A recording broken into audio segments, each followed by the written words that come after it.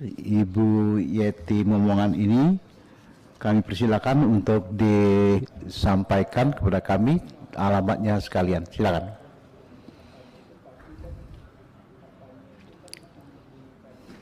Tempat tanggal lahir. Izin Pak Pimpinan yang saya hormati, saya lahir di Tomohon Januari 1978.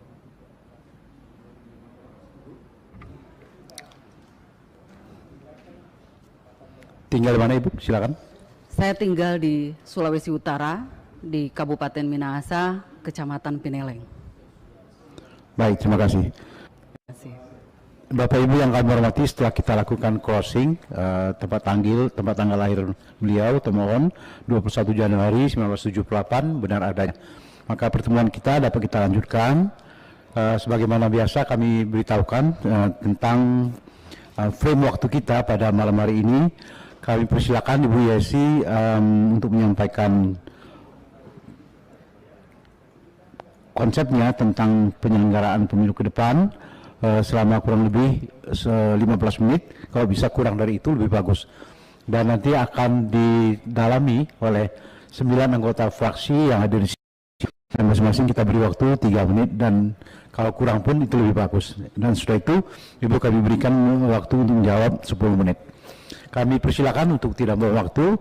Izin Bapak Pimpinan DPR RI untuk kita mulai. Kami silakan Ibu Yeti Momongan.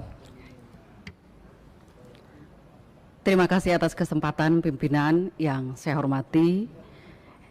Izinkan saya menyapa Bapak Ibu yang saya hormati dengan Assalamualaikum warahmatullahi wabarakatuh. Salam sejahtera untuk kita semua, Om Swastiastu, Namo Buddhaya, salam kebajikan, salam sehat untuk kita semua. Yang saya hormati Ketua Pimpinan Anggota DPR RI Komisi 2 yang terhormat, izinkan saya untuk memaparkan visi dan misi saya sebagai anggota KPU RI jika saya terpilih pada periode 2002 sampai 2027. Visi dan misi saya berawal dari sebuah catatan, sebuah evaluasi tentang isu-isu krusial pada pemilu dan pemilihan tahun 2024. Ada 6 catatan saya. Yang pertama, pemilu serentak kedua itu sudah kita lakukan karena pertama di tahun 2019. Penyelenggara dan pemangku kepentingan sudah memiliki pengalaman menyelenggarakan pemilu serentak. Yang kedua, pemilu dan pemilihan serentak di tahun yang sama. Ini pertama kali dilakukan serentak di semua daerah di Indonesia, sehingga perlu menjamin terwujudnya stabilitas politik dan keamanan nasional. Yang ketiga, tuntutan pemilu yang efisien. Saat ini di tahun 2022 ataupun nanti di 2024 pandemi COVID dan post pandemi COVID, itu nantinya yang menjadi prioritas pemerintah dan semua elemen adalah kesehatan masyarakat. Kondisi lain dari pandemi COVID-19 bahwa keuangan, stabilitas nasional terkait dengan keuangan belum stabil. Maka pemilu yang efisien menjadi hal yang sangat dibutuhkan. Yang keempat adalah kepemimpinan penyelenggara pemilu yang berintegritas. Ada jaminan bahwa seluruh jajaran penyelenggara pemilu akan bekerja secara mandiri, profesional, dan berintegritas. Yang kelima, ada tahapan krusial dan akhir masa jabatan KPU Provinsi dan KPU Kabupaten Kota di tahun 2023 ada 365 satker dan di tahun 2024 ada 205 satker di masa tahapan pemilu dan pemilihan. Yang keenam, dunia digital. Penguatan teknologi informasi sebagai sarana publikasi untuk transparansi dan akuntabilitas. Next. Apa yang menjadi kekuatan KPU? Saya memaparkan ada 6 kekuatan KPU. Yang pertama, KPU itu bersifat nasional tetap dan mandiri. Kepemimpinannya itu tetap tapi berkesinambungan. Yang kedua, kuantitas dan kualitas SDM. KPU mengendalikan 549 satker di seluruh Indonesia. Kepemimpinan KPU itu adalah kepemimpinan yang kolektif kolegial. Kemudian begitu banyak dukungan stakeholder terkait dengan kerja-kerja KPU. Di dalamnya ada DPR RI. Ada sarana dan prasarana yang tersebar di seluruh NKRI. Ada aset yang dimiliki oleh KPU. Apakah itu gedung, kantor, ataupun gudang. Kemudian partisipasi pemilih itu sudah mencapai 81,3% pada pemilu 2019 yang melampaui target 77,5%. Ini kekuatan KPU. Next. KPU punya peluang yang cukup besar yang perlu dimanfaatkan dalam menyelenggarakan pemilu serentak. Pertama, KPU itu diatur dalam konstitusi. Ada animo dan harapan masyarakat terwujudnya pemilu yang luber jurdil. Perkembangan teknologi informasi dan komunikasi yang sangat pesat dan pemindahan ibu kota negara. Ini adalah bagian dari peluang KPU. Dengan demikian, next. Visi Komisi Pemilihan Umum pada periode 2020 hingga 2024 itu menjadi penyelenggara pemilu serentak yang mandiri, profesional, dan berintegritas. Untuk mendukung pencapaian visi KPU RI, maka saya mengangkat visi apabila terpilih sebagai anggota KPU RI adalah pemilu dan pemilihan yang efisien, berkepastian hukum, serta kepemimpinan yang berintegritas. Maka misi saya yang pertama adalah merancang anggaran pemilu dan pemilihan yang efisien, transparan dan akuntabel. Yang kedua, menyusun peraturan KPU pedoman teknis SOP yang berkepastian hukum, tepat waktu dan partisipatif. Yang ketiga, menyusun desain tahapan persiapan dan penyelenggaraan pemilu yang efisien. Keempat, mengoptimalkan pemanfaatan teknologi informasi yang handal dan mudah digunakan. Yang kelima, memperkuat kepemimpinan organisasi secara hierarkis. Keenam, kompetensi, profesionalisme, dan integritas penyelenggara pemilu. Apa yang menjadi program strategis atau inovasi saya? Yang pertama adalah penataan kembali anggaran pemilu dan pemilihan yang lebih efisien. Anggaran pemilu dan pemilihan itu bisa didesain lebih efisien dikarenakan situasi keuangan negara kita yang belum stabil, seperti pada isu krusial. Apa saja yang harus direncanakan kembali, ditata kembali sehingga ada efisiensi. Yang pertama adalah terkait dengan kegiatan sosialisasi. Sosialisasi bisa dilakukan dengan dua hal. Yang pertama daring, bagi daerah-daerah yang memiliki internet dengan platform media sosial yang disiapkan.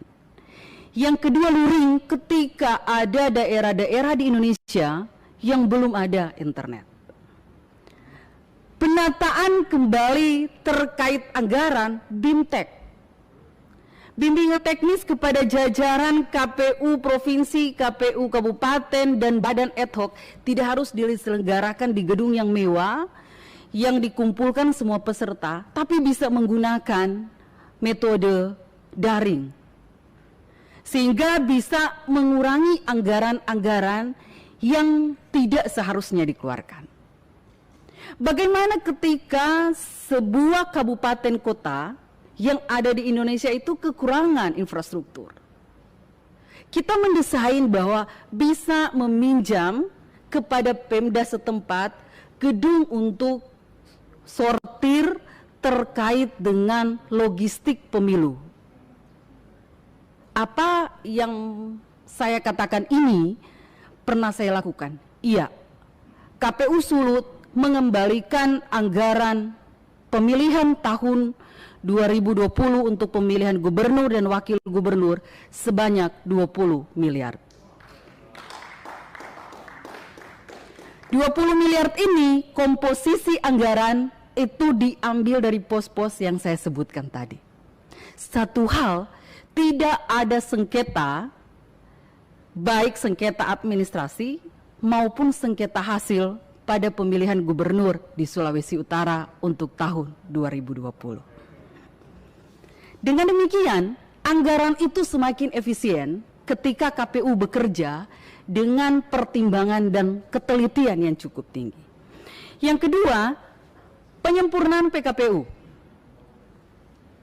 Pedoman teknis dan SOP yang harus selesai tepat waktu.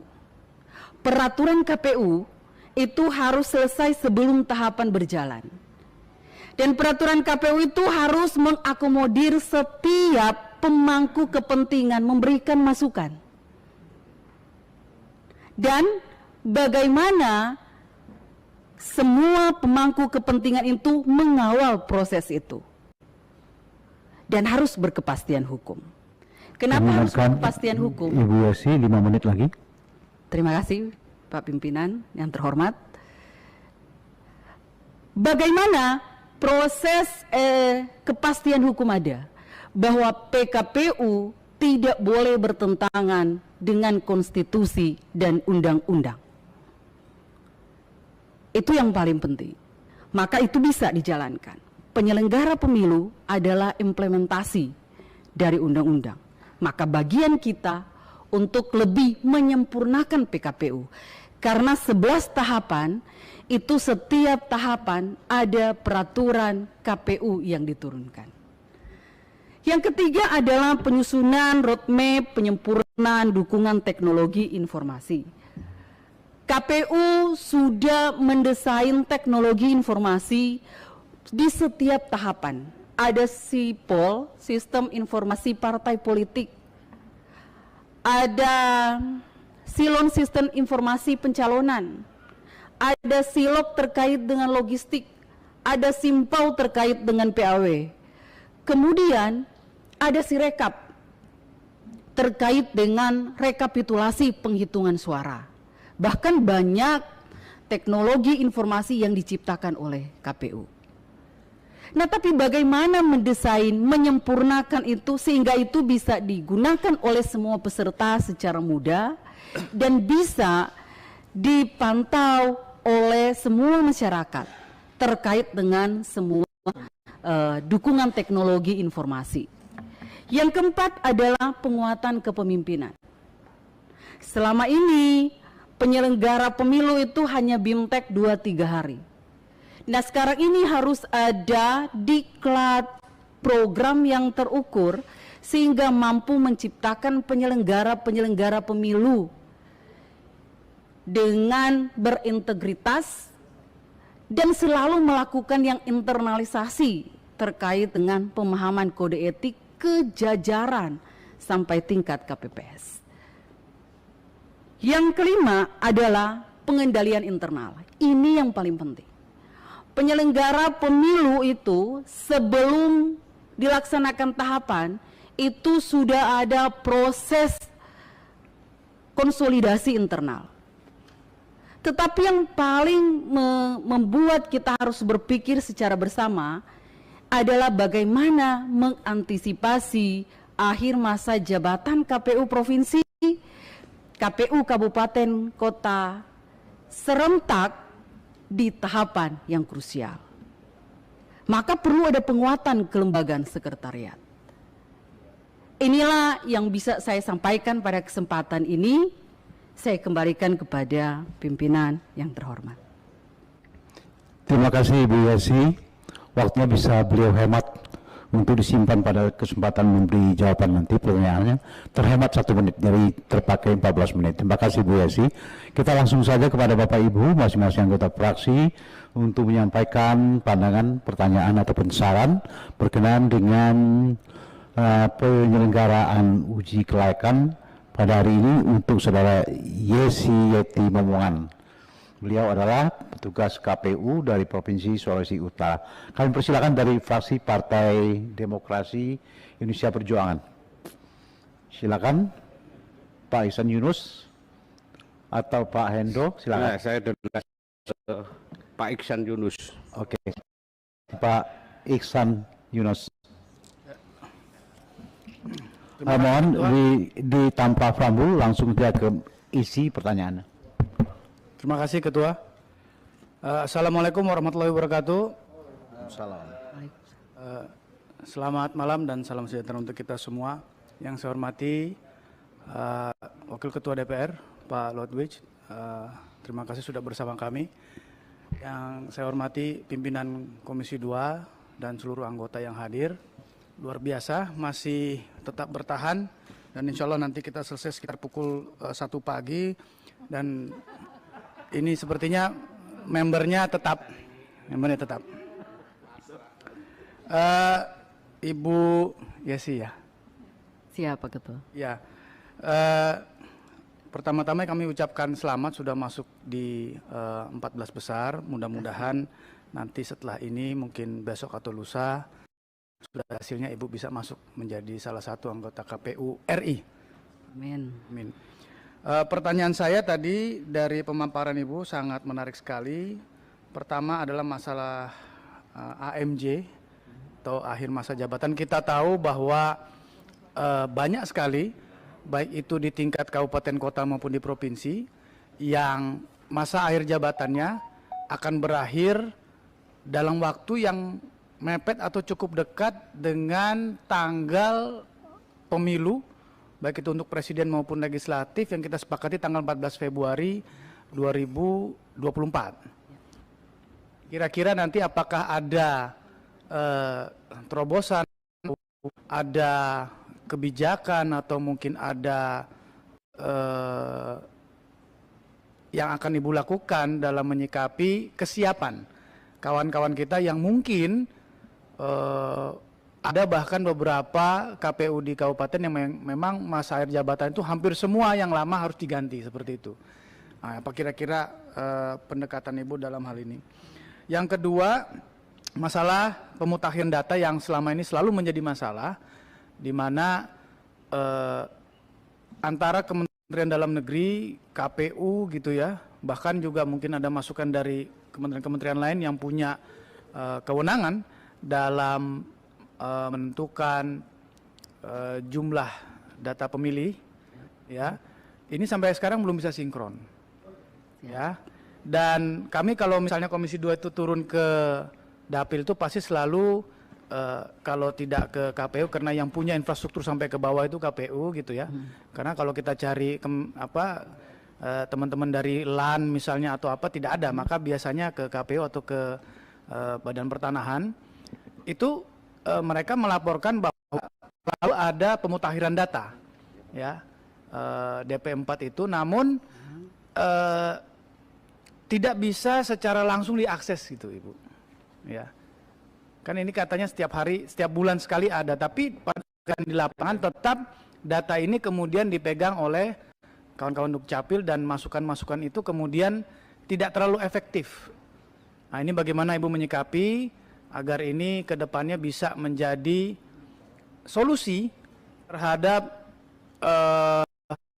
keabsahan suara atau memenuhi hak setiap bangsa dan negara untuk memilih. Terima kasih Ketua 46 Dapil Jambi fraksi PD Perjuangan. Assalamualaikum warahmatullahi wabarakatuh. Kirim dapil saya. Terima kasih Pak Ihsan Yunus yang sudah mengirimkan dapilnya. Berikut kami silakan dari fraksi Partai Golkar. Pak Agung. Untuk Ibu gender Teti, kami silakan Bu Teti.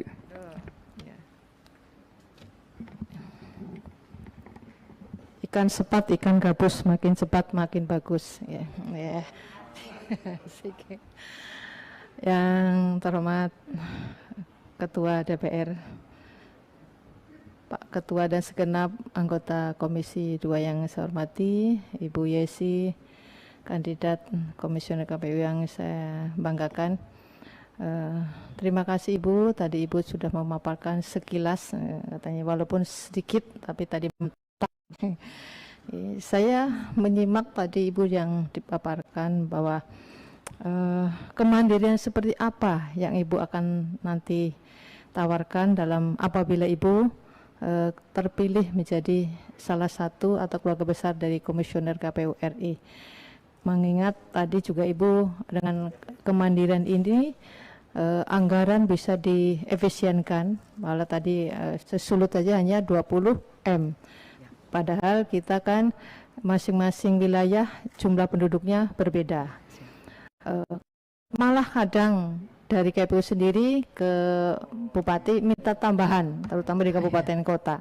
Strategi apa yang Ibu tawarkan nanti agar semua bisa mengikuti, yang sehingga penyelenggaraan pemilu ke depan lebih akuntabel, demokrasi, transparan, dan masyarakat bisa memenuhi hak-haknya sebagai warga negara untuk memilih para kandidat presiden, wakil presiden, legislatif maupun pilkada serentak.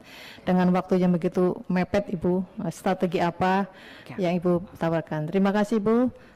Assalamualaikum warahmatullahi wabarakatuh. Terima kasih Ketua. Terima kasih Bu Teti, betul-betul diterapkan ikan sepat, ikan gabus. Makin cepat makin bagus. Tapi untuk yang lain, ikan sepat, ikan gabus, ikan lele. Makin cepat makin bagus dan tidak bertele-tele. Kami persilakan fraksi Gerindra. Ada Ketua. Assalamualaikum warahmatullahi wabarakatuh. Pimpinan, Bapak Wakil Ketua DPR, pimpinan Komisi 2, Bapak Ibu anggota yang saya hormati, Ibu calon anggota KPU yang juga saya hormati, Bapak Ibu sekalian yang berbahagia. Sebetulnya kalau kita terlalu berharap kepada calon anggota KPU yang sekarang atau yang mulai kemarin melakukan fit and proper test untuk persoalan yang terjadi di dalam pemilu kita, saya sebetulnya pesimistis. Tetapi nggak apa-apa, ini dalam rangka ikhtiar.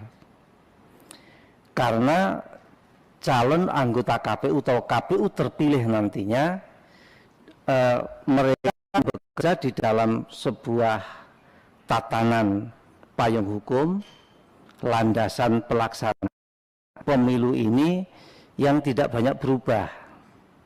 Jadi kami sebetulnya dari sebagai anggota DPR tidak bisa berharap banyak. Ini menjadi harus lebih baik. Kalau berharapnya boleh, tetapi seandainya kalau yang kemarin itu nilainya 6, ya mungkin kalau ada peningkatan ya paling-paling 6/4. Agak jelek sedikit ya mungkin 5,75, sekitar itu. Karena persoalan yang ada ini sebetulnya metode undang-undang kita, sebetulnya kalau kita mau jujur, kita ini memaksakan sesuatu yang sebetulnya bisa dilakukan secara berjenjang. Tapi justru undang-undang kita pemilu ini terus-menerus berubah, terus selama hampir setiap pemilu itu ada perubahan aturan perundangan. Sehingga ini menimbulkan semacam ketidakkonsistenan di dalam rangka pelaksanaan. Oleh karena itu penyelenggara pemilu KPU dan seterusnya ini pasti ada keterbatasan. Oleh karena itu tolong Ibu sampaikan kira-kira yang bisa menambah 1/4 aja daripada yang kemarin apa gitu. Kalau kita misalkan kita ini contohnya saja ini, ketika kita mau pemilu menentukan harinya aja ributnya 4 bulan. Padahal kalau kita mengaca negara-negara yang sudah maju, di Amerika itu 5 tahun yang akan datang, 4 tahun yang akan datang, coblosan tanggal berapa harinya apa udah jelas. Nah kita ini sebagai anggota DPR baik pemerintah yang pegang regulasi justru kita ribut di dalam menentukan hari pemilihan. Nah ini sebetulnya banyak perdebatan-perdebatan yang tidak perlu karena kita terlalu sering merubah yang namanya regulasi. Oleh karena itu nanti dari regulasi yang ada tolong Ibu sampaikan, kalau bisa Ibu nambah aja 1/4 lah. Saya tidak berharap tambah setengah atau tambah 1, 1/4 aja udah. Kira-kira langkah apa yang kira-kira Ibu nanti bisa susun agar supaya anggota KPU ini bisa bekerja lebih efektif, lebih efisien.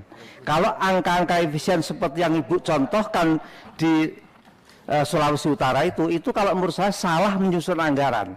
Masa kelebihan anggaran sampai 20 miliar itu bukan kelebihan, itu karena kesalahan menyusun anggaran. Saya kira itu, terima kasih. Mohon maaf bila itu kebaikan. Assalamualaikum warahmatullahi wabarakatuh. Waalaikumsalam warahmatullahi wabarakatuh. Terima kasih Pak Supriyanto. Berikut kami silakan fraksi Nasdem. Baik, Pak Minus atau Pak Bakri silakan Subadri. Assalamualaikum warahmatullahi wabarakatuh. Selamat malam, salam sejahtera untuk kita semuanya. Yang saya hormati Bapak Ketua DPR RI yang selalu hadir di tempat ini dan bersama-sama kita, pimpinan dan anggota DPR RI dari Komisi 2 yang hadir baik virtual maupun fisik, dan Ibu Yeti yang hadir ikut seleksi calon KPU yang mau 2 periode kali. Ada 2 hal yang ingin saya tanyakan berkaitan dengan efisiensi yang tadi Ibu paparkan, berkaitan dengan peran serta, ya, peran serta. Efisiensi yang Anda sampaikan adalah tentunya memiliki satu pengalaman ketika Ibu menjadi KPUD ya. Nah, dalam hal ini tentunya efisiensi itu sudah ada di benak Ibu ya, di dalam rangka merealisasi pada waktu Ibu ada di KPU nanti, KPU RI. Saya hanya satu fokus efisiensi itu bagaimana kolaborasi atau sinergitas antara efisiensi anggaran itu dengan digitalisme. Apakah pada saat proses-proses awal, baik itu mulai bintek, melalui satu pemilihan waktu proses itu sudah digitalisme seperti apa gambarannya, sehingga membuahkan sebuah efisiensi yang secara makro, secara menyeluruh pada proses pemilu ini. Itu pertama. Kemudian peran serta ya. Peran serta tadi Ibu sampaikan dengan beberapa elemen tentunya. Kalau kita melihat peran serta dalam efisiensi itu akan bisa memberikan satu sumbangsih yang besar. Salah satu contoh sosialisasi hanya bisa dilakukan bukan tidak hanya dengan KPU, tidak hanya oleh KPU, tapi dengan pemerintah daerah, dengan instansi vertikal, dengan kementerian. Tapi Ibu lupa bahwa peserta pemilu itu punya kemampuan yang besar di dalam mensosialisasi pemilu. Kita ini anggota DPR RI ya. Kita ini adalah bagian dari partai politik yang mempunyai waktu yang panjang dalam proses sosialisasi pada masyarakat. Karena masing-masing kita punya konstituen, punya jaringan, punya pengurus sampai dengan tingkat bawah. Tapi KPU lupa, ini tidak diperankan. Waktunya Pak Bardi. Tidak diperankan. Oleh karena itu, mohon Ibu memberikan satu gambaran apa 2 hal yang kami pertanyakan tersebut, baik itu peran serta maupun dari efisiensi. Terima kasih. Assalamualaikum warahmatullahi wabarakatuh. Waalaikumsalam warahmatullahi wabarakatuh. Terima kasih Pak Haji Subardi dari Nasdem. Berikut kami persilakan dari fraksi PKB. Dari PKB, Pak Nur Huda, silakan. Siap.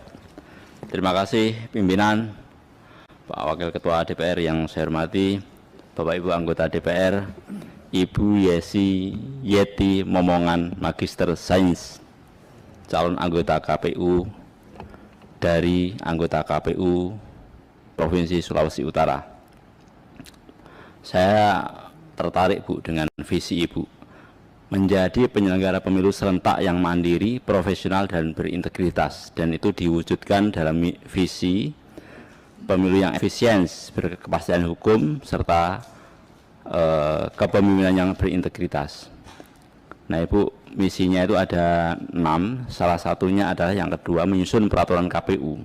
Saya lebih teknis saja Bu, tadi dari Gerindra sudah menyampaikan soal peraturan-peraturan. Ibu kan sudah cukup menjadi anggota KPU provinsi, artinya sudah sering mengkritisi kebijakan-kebijakan dari KPU pusat. Nah, kira-kira menurut Ibu, PKPU apa saja yang menurut Ibu sudah tidak relevan dengan kondisi saat ini untuk pemilu yang ke depan, dengan sistem pemilu yang kemungkinan tidak akan berubah. Nah itu mohon dikasihkan contoh, dan kemudian kenapa sampai itu kemudian yang kedua, terobosan apa untuk merubah PKPU itu. Itu aja Bu, terima kasih. Assalamualaikum warahmatullahi wabarakatuh. Waalaikumsalam warahmatullahi wabarakatuh. Terima kasih Bapak Nur Huda dari PKB. Berikut kami silakan dari fraksi Partai Demokrat. Terima kasih pimpinan. Pak Anwar Hafiz, silakan. Bapak Wakil Ketua DPR yang saya hormati, Bapak pimpinan, teman-teman semuanya, Ibu sebelah kiri Ibu Yesi Momongan, salam bakuda Pak Ibu. Yeti Momongan, ya, saya baik orang aja. sama-sama Ibu, saya Ibu di utara, saya di tengah, ya. Ya, gitu. Suka di tengah ya. Kemudian saya juga perlu informasikan kepada kita semua, Ibu ini jauh sekali dari Sulawesi Utara. Di Minahasa itu dekat sekali dengan Filipina. Jadi kalau kita tidak memberi atensi di sini, bisa-bisa Ibu nanti lari di Filipina.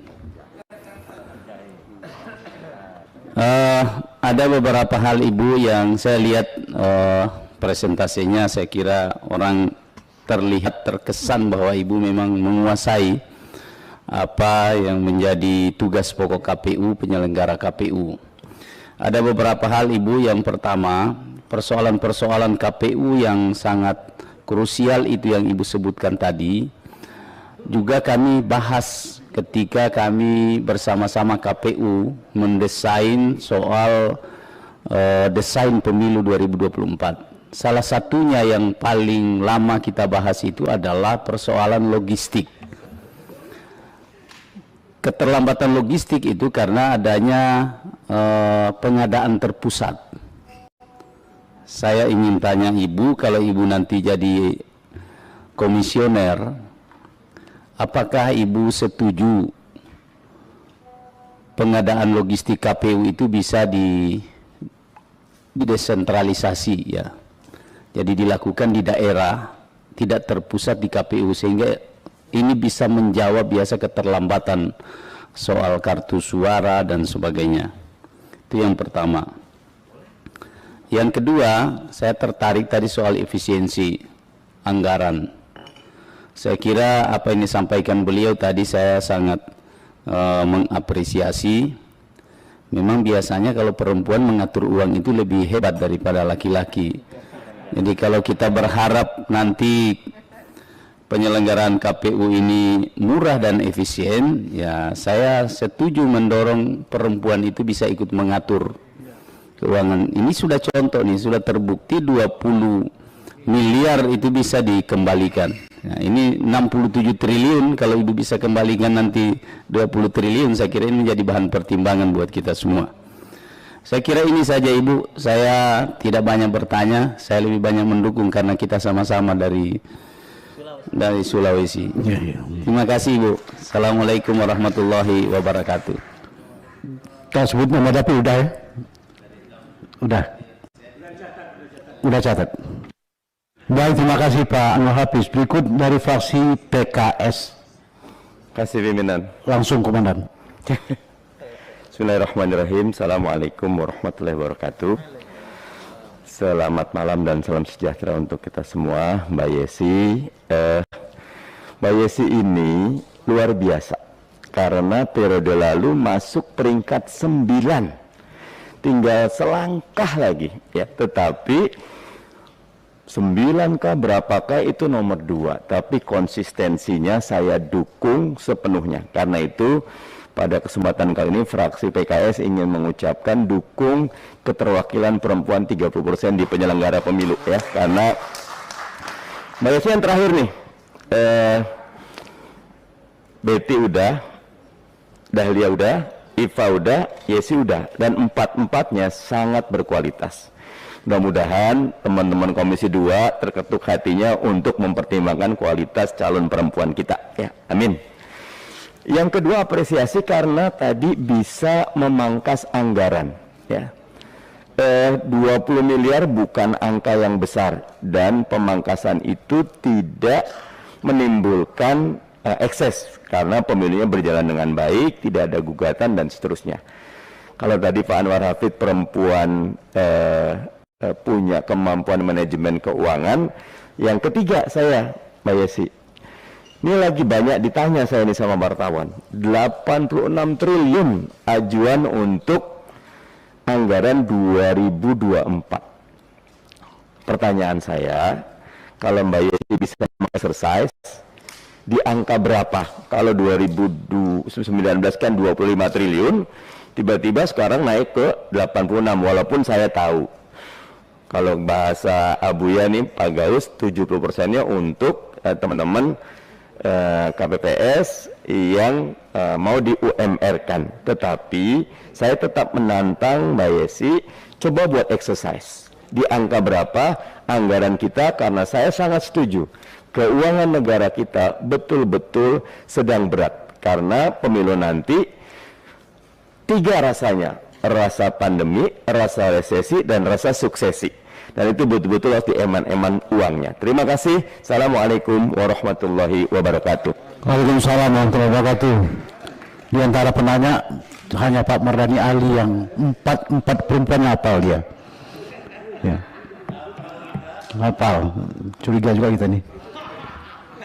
Berikut kami persilakan dari fraksi Partai Amanat Nasional Abuya Gaus. Persilakan. Terus ini Pak Gaus sabotase terus, mati lagi. Mati lagi.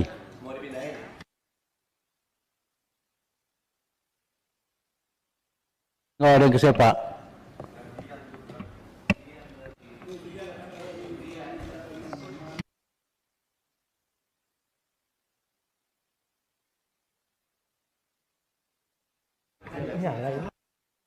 CNN. Di belakang bisa? Belakang bisa? Belakang. Waduh. Ada apa? Oke, bagaimana? Sini Pak. Sini Pak. Oh, dia pindah. Pak Aga sudah 2 kali nih kena sabotase. Waktu Pak Gaus terpotong 1 menit. Hak saya belum nih pimpinan. Yang terakhirnya bisa 10 menit nih Ketua. Oke, lanjut. Ini soalnya perempuan, ibu saya juga perempuan, anak saya juga perempuan. Bismillahirrahmanirrahim. Assalamualaikum warahmatullahi wabarakatuh. Pimpinan DPR yang saya banggakan, pimpinan Komisi 2 beserta teman-teman, dan teristimewa Mbak Yesi yang sangat luar biasa visi misi yang dipaparkan kepada kami, dan juga penyampaiannya pun menurut hemat saya sangat-sangat luar biasa. tentu saya memberikan apresiasi terhadap kemampuan Mbak Yesi dalam menyampaikan dan memaparkan itu. Dan saya pun juga mencoba memahami terhadap judul yang dipilih oleh Mbak Yesi. Nah, dikatakan bahwa judulnya adalah pemilu dan pemilihan yang efektif. Kenapa ada pemilihan? Apakah pemilu bahagian juga di dalamnya ada pemilihan? Tentu saya yakin dan percaya ada penekanan-penekanan yang mungkin dilakukan sehingga sebetulnya pemilu itu juga ada pemilihan. Nah, kenapa Mbak Yesi melakukan penekanan terhadap itu? Kira-kira apa persoalan-persoalan atau masalah-masalah berkaitan terhadap pemilihan itu? Saya juga membaca bahwa Mbak Yesi juga menyampaikan ada 6 isu krusial. Artinya Mbak Yesi memang sangat memahami tentang prosesi pelaksanaan terhadap kepemiluan ini. Karena dari data yang saya lihat, Mbak Yesi bukan ujuk-ujuk mau maju ke sini, memang dari KPU kabupaten dan provinsi. Artinya sangat menguasai terhadap persoalan itu sehingga menyampaikan isu krusial itu sebanyak 6. Apakah ada di samping yang 6 itu? Saya juga menyimak dan membaca dan saya tulis juga di kertas yang ingin saya tanyakan ini. Begitu juga tentang misi. Saya menyambut baik dan juga meresponi apa yang disampaikan oleh kawan-kawan tentang efisiensi dan efektivitas. Dan saya juga memberikan apresiasi, mungkin sangat jarang ada orang yang bisa mengembalikan dana 20M bagi ke DPR 20M kecil, tapi di provinsi itu sangat besar. Kenapa? Saya juga pernah jadi anggota DPR provinsi. Tolong juga disampaikan di sini supaya terkesima pula kawan-kawan kami ini. Tadi dikatakan 20M itu kecil, menurut saya besar. 20M yang dikembalikan itu dari nilai berapa?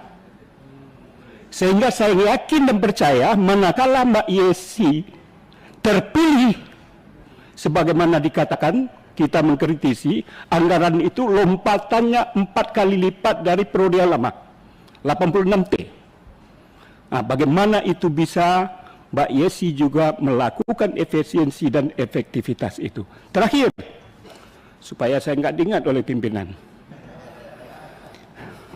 Tentu saya berharap dengan visi dan misi yang Mbak Yesi sampaikan tadi, bagaimana kita bisa melakukan pemilu 2024, pemilu yang murah, tapi berkualitas. Itu apakah paradok atau bagaimana? Kemudian dia sederhana, karena complicated. Pemilih disuruh datang, kemudian orang-orang di TPS, KPPS dan lain sebagainya rumit dalam menyelesaikan tugas dan juga mudah. Nah, oleh karena itu, sebagaimana juga saya lansir kemarin ini, penghitungan suara kita sampai dengan terakhir itu lamanya nomor 1 terpanjang di dunia. Bagaimana ini juga bisa di-manage sedemikian rupa. Barangkali demikian. Terima kasih. Assalamualaikum warahmatullahi wabarakatuh. Waalaikumsalam warahmatullahi wabarakatuh. Terima kasih Pak Muspardi, tepat waktu. Berikut kami persilakan terakhir dari fraksi Partai Persatuan Pembangunan, Iip Miftahul Khairi. Langsung ditutup dengan doa. Selesai semua ini berarti. Ya. Izin pimpinan, Bu Yesi. Ujung sini, ujung. Oh gitu. Mungkin mudanya sama kali. Ya, Bu Yesi, karena memang kan kita tahu bahwa idealisme pemilu secara serentak ini belum diimbangi dengan kekuatan dan penyelenggaraan pemilu yang sangat baik. Secara teoritis memang efisiensi itu menjadi appointment ya, karena kita melihat kekuatan budgeting kita. Tapi bagaimana caranya Bu Yesi ini mampu memberikan trust terhadap efisiensi itu, karena kita tahu kapabilitas dan profesionalismenya juga memang harus kita butuhkan. Secara itu karena kita ingin pemilu yang sukses meskipun dengan keserentakan dan waktu yang nggak terlalu jauh. Yang kedua ini terkait masalah logistik. Kita tahu bahwa logistik ini menjadi problem di pemilu sebelumnya, karena kita harus memang berani, artinya mengkorbankan secara kepentingan politik, secara kepentingan ini. Nah, menurut Bu Yesi ini apakah memang itu dibutuhkan, dan artinya kepentingan-kepentingan secara politik ini kita harus berani up untuk pelaksanaan sukses pemilu. Mungkin itu pimpinan. Terima kasih. Terima kasih Pak Miftahul Khair dari P3. Nanti kita tutup dengan doa. Ibu Yesi, ada waktu 16 menit. Tadi kita mulai jam 7:10 atau 19:10. Makanya supaya adil, Ibu dapat menyisakan waktu 15 menit kurang lebih itu sekarang. Tolong dikemas waktunya untuk menjawab semua dari awal sampai akhir, dari Pak Ihsan sampai ke Iip atas pertanyaan-pertanyaan yang mereka sampaikan. Silakan Bu. Terima kasih atas kesempatan pimpinan yang saya hormati. Saya akan menjawab pertanyaan dari fraksi PDIP dari Pak Ihsan Yunus yang saya hormati. Akhir masa jabatan itu di tahapan yang krusial, maka ada dua solusi yang bisa saya sampaikan. Yang pertama adalah mereka diperpanjang karena mereka sangat berpengalaman dan tidak ada anggaran proses rekrutmen yang akan dikeluarkan. Intinya bahwa perpanjangan mereka itu tergantung Bapak Ibu anggota DPR RI di Komisi 2. Tetapi penghematan terjadi karena tidak ada anggaran untuk proses rekrutmen. Jadi diperpanjang. Yang kedua, seandainya memang tidak bisa diperpanjang, maka yang harus diperkuat adalah Sekretariat Jenderal dan Sekretariat KPU Provinsi dan Sekretariat KPU Kabupaten Kota. Kenapa?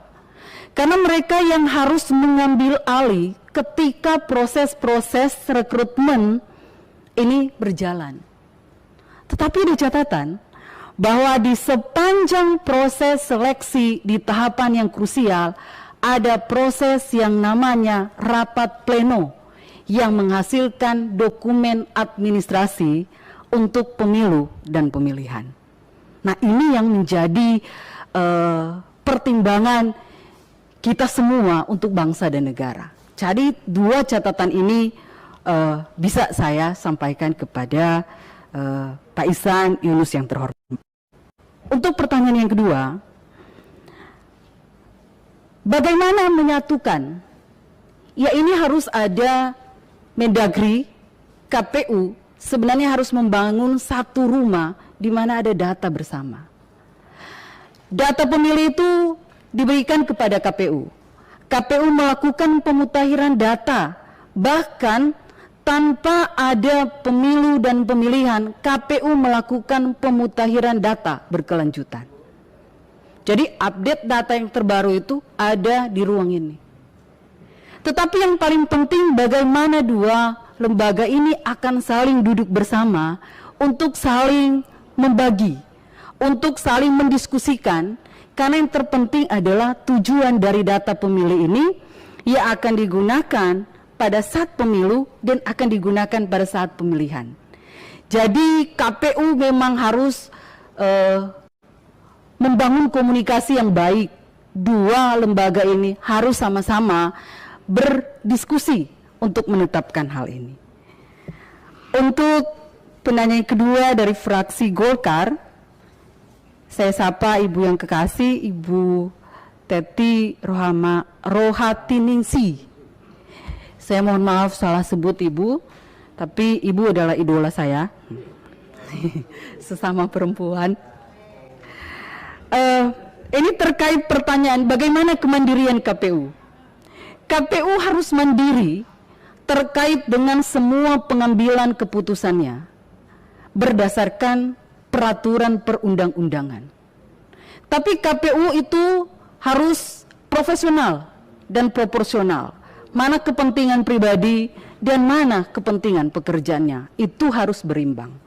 Maka kalau ditanya bagaimana kemandirian itu yang nantinya akan mendukung terkait dengan penghematan anggaran, maka saya sampaikan bahwa KPU harus terbuka dalam konteks memaknai terkait dengan penataan anggaran.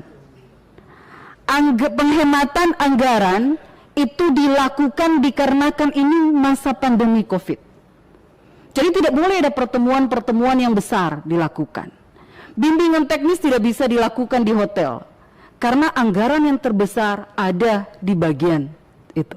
Itu berdasarkan kajian kami di tingkat provinsi, tapi komposisi anggaran di provinsi tidak jauh berbeda dengan komposisi anggaran di KPU RI. Perbedaannya hanya sedikit sekali. Yang berbeda adalah jumlah keseluruhan. Nah, anggaran yang lebih hemat menurut pendapat saya adalah anggaran yang menyesuaikan dengan kebutuhan tapi tidak mengabaikan kualitas pemilu. Itu yang paling penting, sehingga itu menjadi kekuatan sebagai penyelenggara yang mandiri, profesional, dan berintegritas. Saya ingin menyapa dari Gerindra. Saya izin tadi saya terlambat menulis, Pak. Sekali lagi saya mohon maaf. Supriyanto. Pak Supriyanto. Dari Pak Supriyanto yang saya hormati, sekali lagi karena saya terpukau dengan hal yang disampaikan, tapi ada yang menarik. Apakah kami melakukan kesalahan dalam mendesain, dalam melakukan perencanaan terkait dengan tahapan program dan jadwal? Saya sampaikan tidak. Kami mengikuti prosedur bagaimana mendesain anggaran, tahapan, program, dan jadwal. Ada ketentuan yang diatur. Tetapi kenapa kami, Pak, bisa mengembalikan 20 miliar? Itu dikarenakan kami harus mengambil kebijakan bagaimana mendesain pemilihan di tahun 2020 dengan anggaran yang ada, dengan memperhatikan kepentingan kesejahteraan masyarakat Sulawesi Utara. Maka saya sampaikan bahwa penting. Karena itu saya mendesain terkait dengan visi dan misi saya. Itu sangat jelas saya sampaikan tadi bahwa visi dan misi saya adalah efisien, berkepastian hukum, dan berintegritas. Penanya dari fraksi Nasdem, Pak Subardi. Ini ada dua terkait dengan efisiensi. Bagaimana kolaborasi dengan digitalisasi? Karena pandemi COVID-19, maka semua platform digital kita desain untuk mensukseskan sosialisasi. Nah, ternyata sosialisasi dengan platform digital itu jauh lebih hemat sehingga penghematannya dibandingkan dengan sosialisasi kita kumpul massa. Waktu itu tidak bisa dikumpulkan massa yang cukup banyak dikarenakan masa pandemi COVID-19. Sehingga anggaran ini berkurang, tetapi masyarakat mengetahui apa yang dilakukan oleh KPU dan apa yang KPU perkenalkan terkait dengan pencalonan. Ini calon kita dan bagaimana KPU mendesain, bagaimana mencoblos sesuai dengan keinginan masyarakat. Itu kita desain menggunakan platform digital yang ada. Nah, bagaimana peran serta politik? Ya, partai politik itu penentu. KPU mensosialisasikan tahapan, tetapi partai politik punya ruang untuk mengajak masyarakat datang di TPS. Partai politik punya ruang untuk mengajak masyarakat itu untuk datang mencoblos. Partai politik punya ruang untuk mendesain surat bagaimana cara mencoblos yang benar sehingga surat suara yang tidak sah itu makin berkurang. Sangat penting sekali peran dari partai politik. Sehingga KPU harus benar-benar melihat. Tapi bagaimana sosialisasi KPU, bagaimana sosialisasi dari partai politik, itu harus didesain dengan benar. Dan selama ini peran peningkatan partisipasi masyarakat tidak semata-mata karena kerja KPU, tapi karena kerja partai politik juga. Penanya dari fraksi PKB tadi Nurhuda. Ya, Pak Nurhuda, itu bagaimana menyusun peraturan KPU? Peraturan KPU sekarang ini harus dilakukan revisi. Dan KPU harus melakukan yang namanya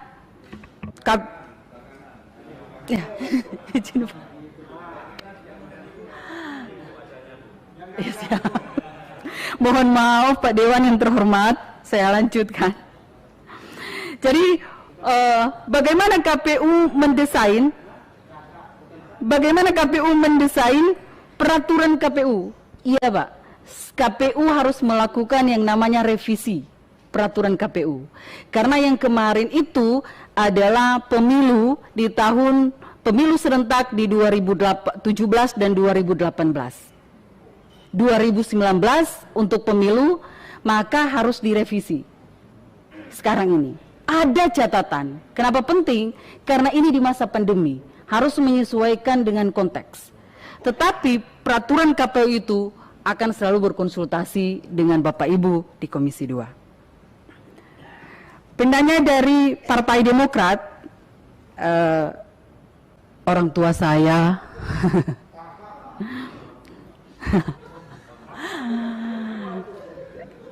iya, yang saya hormati orang tua saya, lebih senang saya menyebutkan hal itu. Bagaimana dengan logistik?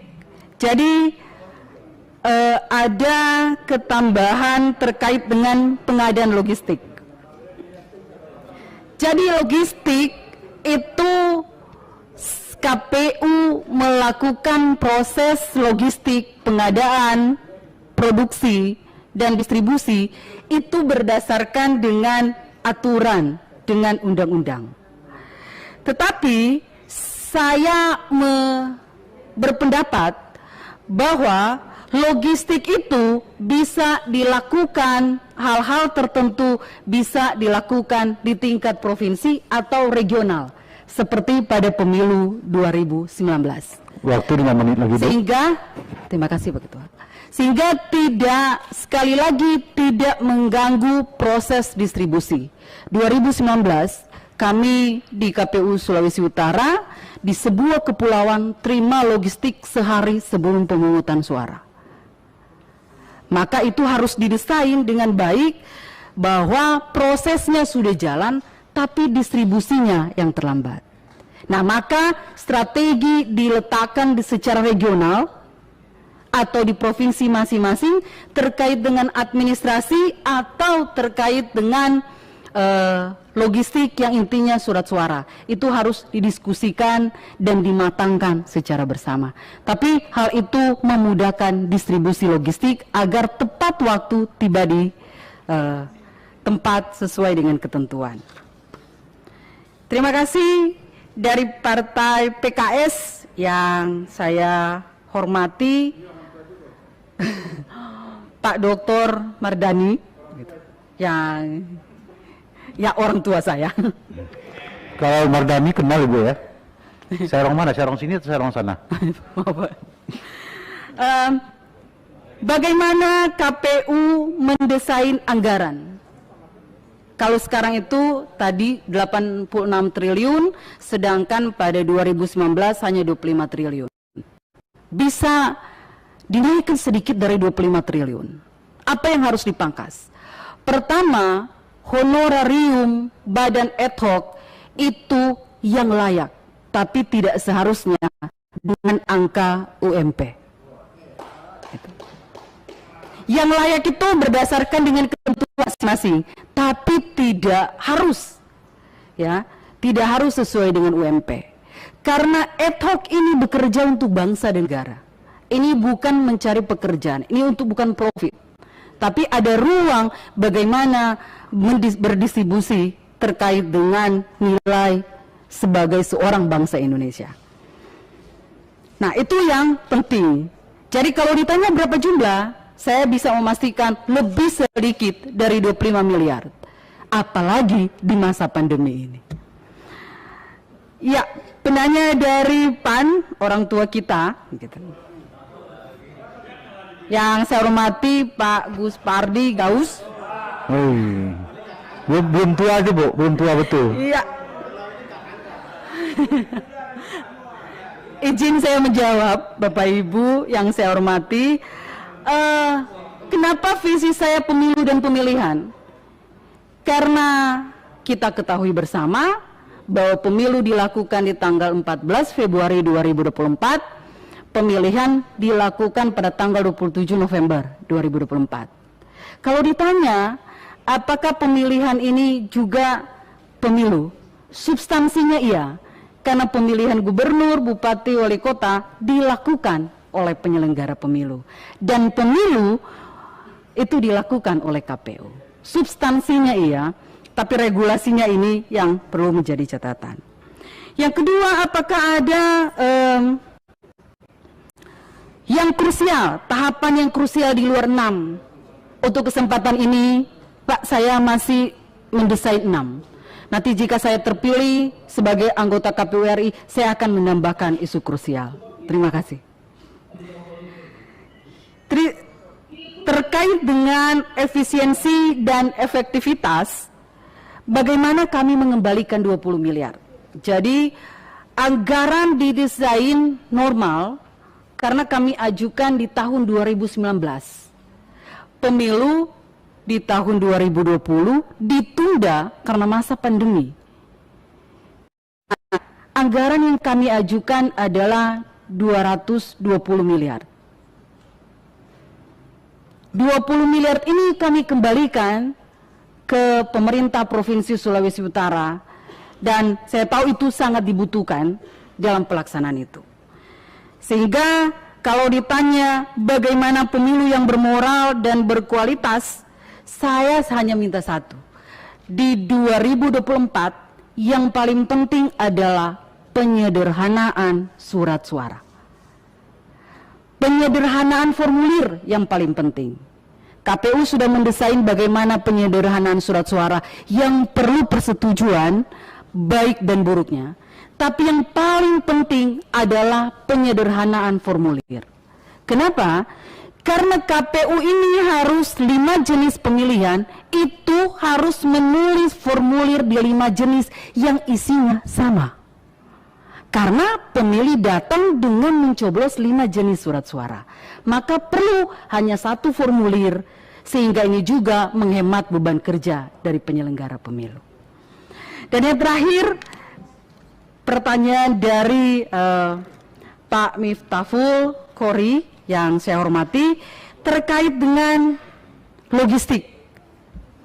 kepentingan bangsa dan negara jauh lebih daripada kepentingan perseorangan atau bagian-bagian. Itu yang saya ingin sampaikan. Maka efisiensi adalah penting dikarenakan situasi dan kondisi keuangan negara kita yang belum stabil. Seandainya sudah stabil, maka berbeda, kita mendiskusikan lagi isu krusialnya. Karena itu logistik yang dibangun adalah logistik sesuai dengan kebutuhan, yang harus ada tepat pada waktunya, sehingga beban kerja KPPS itu tidak harus menunggu logistik pada jam 3 pagi. Sebelum jam 8 itu, jam 7 itu dimulai rapat pleno, rapat pemungutan suara. Ini harus memang didesain dengan benar. Oleh karena itu Bapak Ibu, ini pemaparan saya terkait visi misi dan jawaban saya di semua pertanyaan. Sekali lagi kalau ada yang terlewat, saya mohon maaf, saya kembalikan kepada pimpinan yang terhormat. Terima kasih Ibu Yesi Yati Momongan. Tepuk tangan untuk beliau dulu. Perwakilan wanita-wanita hebat kata Rizka ya. Wanita petarungnya memang hebat, kita akui. Dari ratusan, lulus 14, 4 wanita memang hebat. Terima kasih Bu Yesi Yati Oktavia dan terima kasih rekan-rekan sekalian yang berbahagia. Kita masuk kepada